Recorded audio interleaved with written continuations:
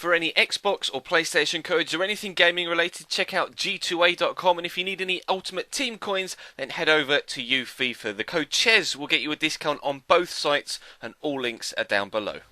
Hey guys, how's it going? Chez back again, and welcome to episode number 25 of the Liverpool career mode here on FIFA 15. We've got two incredibly big games today, the first of which is an FA Cup tie in the round of 16, I think. No, in fact it is the quarterfinals, confirmed on your screen right now. Well, not only is it a Cup quarterfinal, it's also a Merseyside derby as well. Playing at home this time against Everton rather than away as we were a couple of episodes ago. So hoping to get a positive result, having to start not a full strength side because the second game of the episode is also a giant one, and we'll find out in due course what that particular game is. But this first one, it's like I say, starting a bit of a rotation side, but still a lot of first teamers in there, hoping to have a good game here against the fierce rivals Everton, although it is referred to as the family derby, isn't it? The friendly derby, and a lot of fans intermingling in the stands, etc. Liverpool fans sat next to Everton fans, which is really nice to see in this day and age when everybody seems to just hate on everybody else. But maybe they're going to hate us if we can get a result here and knock them out of the cup. We'll have to wait and see. Good strike by Emre Can in the opening 20 minutes or so,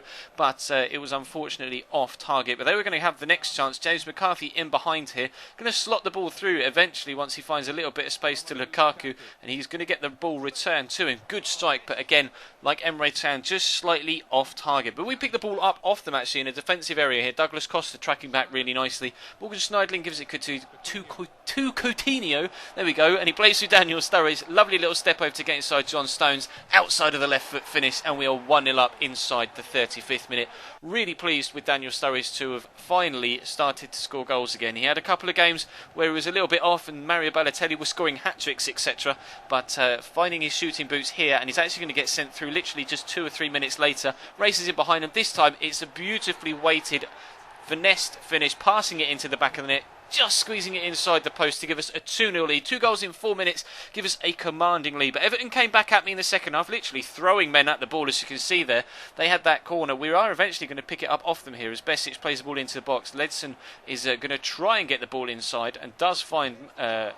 is that Makalani? I'm not really too sure. I don't actually know who he is, but we catch him on the counter-attack though. Felipe Coutinho is going to race away. Tony Hibbert gets left for dead. Not really any real surprise in that, but lovely Berber spin for Coutinho, gets inside the box. John Stones, I cannot decide whether he wins the ball or not. I think he does, and the game didn't actually give me a replay, so I couldn't look at any further detail.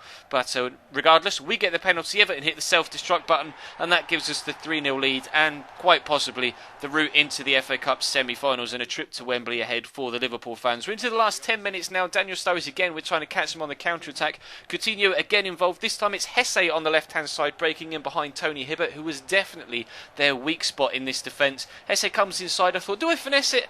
Bollocks, I'm just going to smash it. Goes across the goalkeeper into the bottom corner, and we have ourselves a 4-0 lead, and eventually of course a 4-0 victory. So absolute perfection in that game, and that gives us the perfect basis to go into the second game, which is even bigger. Daniel Sturridge hat-trick in that one, but he finds himself dropped for this next game, which is away from home at the Juventus Stadium against, of course, Juventus. Now this is the Champions League knockout rounds, the first knockout round, and we won the first leg 2-1 back at Anfield. We had a 2-0 lead, and we were unfortunately pegged back to 2-1 thanks to a really gorgeous goal from Juventus, has to be said. But Paul Pogba put the ball into the back of the net for them in that game. The key for us here is a pretty similar side to the one they played in the first leg, actually. I think it may even be the exact same 11. And of course, with this game being 2 days or 3 days after the Everton game, again, I had a rotated side. And obviously, still a lot of first team names in there, like Balotelli and Sterling and Gerrard, etc. But Rene Adler back in between the six as well, which is important for me in the Champions League because he has more experience in this competition and in these more higher profile games than perhaps Matteo Perrin does, our backup goalkeeper. But like I say, Juventus got the away goal, so of course if they scored once and we lost 1-0, we'd actually go out. So for us to get an away goal in this game would be the most crucial thing. We actually catch them on the counter-attack here. Lallana shows great feet to turn inside, slots the ball through to Mario, who's going to hit it first time, and a great save down low by Gianluigi Buffon. It means that we stay at 0-0. But we were actually going to have the better of these opening 20 minutes, just kind of riding on the wave from the opening game against Everton. The adrenaline was in me and the players on the pitch, riding high on the confidence we got from that game. Lallana with a shot this time, and Buffon with another good save to bat it away. Chiellini will eventually clear their lines. But you can still see 20-25 minutes or so, we're still coming forward, trying to get ourselves that away goal if we possibly can. Ballo slots through Lallana. This time he beats the goalkeeper, but not the woodwork. And Barzali's the man to swipe it clear this time. We still can't find ourselves that away goal that we so desperately want and need. And then Juventus started to come back into the game. Lichtsteiner into Llorente, shot well blocked by Stevie G, and Pogba rushes it. If he'd have just taken his time there and tried to pick a spot, he could quite easily have put Juventus in front. But we head into the second half. They're still on the attack. We're really on the defensive here, just fighting tooth and nail to keep ourselves on level terms. Llorente stands it up. We win the header at the back post from Inigo Martinez. It drops to Pogba, but again he rushes his shot. Perhaps the inexperience of youth showing there by not showing any composure, which actually, to be fair to him, is un-Pogba-like, because he is a very composed, very experienced player now, despite still being young. But we have our own experienced young player in the shape of Raheem Sterling, and he gives us the away goal that we wanted. You can see how shocked he is. He can't believe Gianluigi Buffon has been beaten at his near post like that. And to be fair, neither could I. I kind of ran out of options. I overran it a little bit and just had to hit it because there were two defenders there. I couldn't even have squared it across, but Buffon gets beaten at his near post. We're 1-0 up, and now Juve need 2 goals in the last 10 minutes to even stay in the tie.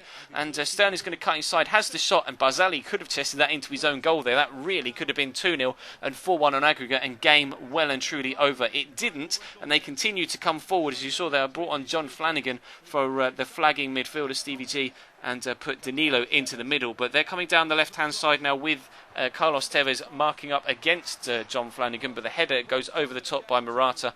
They're going to have one final chance here to get themselves at least a consolation goal. The corner comes in, keepers up and everything. Gianluigi Buffon, it pops free to Morata, and how has he not scored from there? That sums up their luck in this game. Snatching at chances, no composure.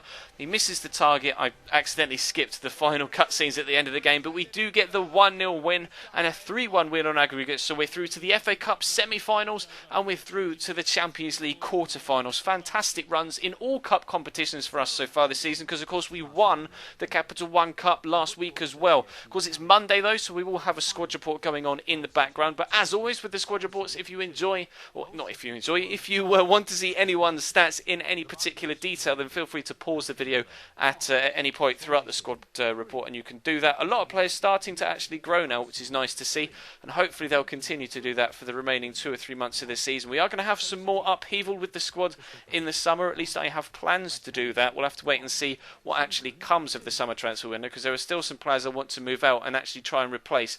But for now, I'm happy with where the team is and the direction we're going and the results we're getting. So everything seems to be coming up roses right now for us, and hopefully that will give us the impetus we need to get into the Champions League positions in the Barclays Premier League as well, because we are still just sat outside those European spots, as you'll see from the league table, which will pop up at the end just after this squad report. But as always though, if you enjoyed the video, then feel free to hit that like button and let me know what you thought in the comment section down below of those 2 fantastic cup games. Pretty much perfect performances as far as I'm concerned. 2 clean sheets and 5 goals against Juventus and Everton.